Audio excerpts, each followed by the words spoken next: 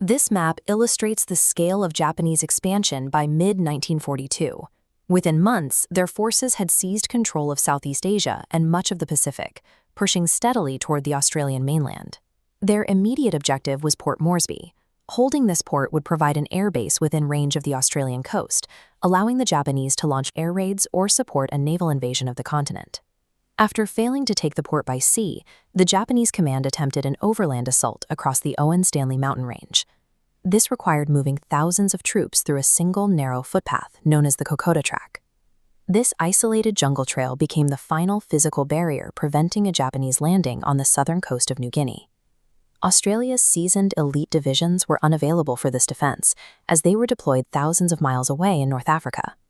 The task fell to the 39th Battalion, a unit of young conscripts. Most were teenagers with minimal training, equipped with heavy wool uniforms and leather boots designed for a completely different climate. Back in Australia, public confidence was low. These young soldiers were nicknamed chocolates, a derisive suggestion that they would melt under the pressure of tropical combat. They were facing a veteran Japanese force that was highly mobile, well-supplied, and specialized in jungle warfare. It was a mismatch in experience and equipment, leaving the defenders to hold the track against a force that had yet to be defeated in the Pacific. Before combat began, the geography itself took a toll.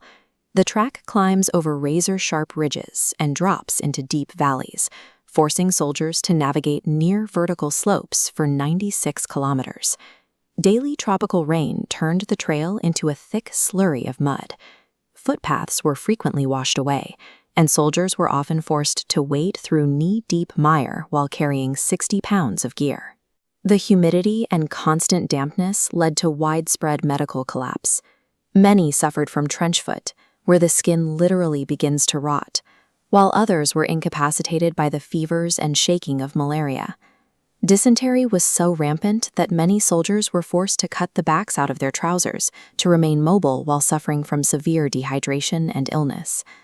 Both armies were effectively fighting two wars, one against each other and another against the physical attrition of the environment. In the early stages of the campaign, Japanese forces used night attacks and camouflage to outmaneuver the Australians, repeatedly threatening to surround their positions. The 39th Battalion was forced into a fighting retreat, digging into the mud of each ridgeline to slow the advance before falling back to the next mountain. Local Papuan people volunteered to support the Australians, carrying heavy crates of food and ammunition up the mountains. The soldiers called them the Fuzzy Wuzzy Angels. These men also evacuated the wounded, carrying stretchers down steep, slick cliffs with such care that the Australians never recorded a single dropped casualty. This logistical support allowed the Australian line to remain intact, preventing a total collapse of the defensive position. By September, the Japanese reached Iorabiwa Ridge. From this height, they could see Port Moresby's lights, but their advance could go no further. Their supply lines across 96 kilometers of mountains had completely broken down. Starvation set in. Soldiers were reduced to eating roots and grass, which neutralized their ability to maintain an offensive posture. As fresh Australian reinforcements arrived, the Japanese military was issued an order rare for their high command, a general retreat from the mountains. The Australians shifted to the offensive, pushing the starving Japanese forces back across the same terrain they had just captured. Ultimately, the environment dictated the outcome. The jungle and the mountains had exhausted the invasion force. The campaign cost over 600 Australian lives, with 1,600 wounded. Japanese losses were even higher, with more than 6,000 casualties. Today, the Kokoda track is a place of pilgrimage. Thousands of people walk the trail annually to study the history and visit the memorials. The site is built around 4 central pillars. They commemorate the values of mateship, endurance, courage, and sacrifice. The young conscripts, once dismissed by the public, proved they could hold a line under the most extreme conditions.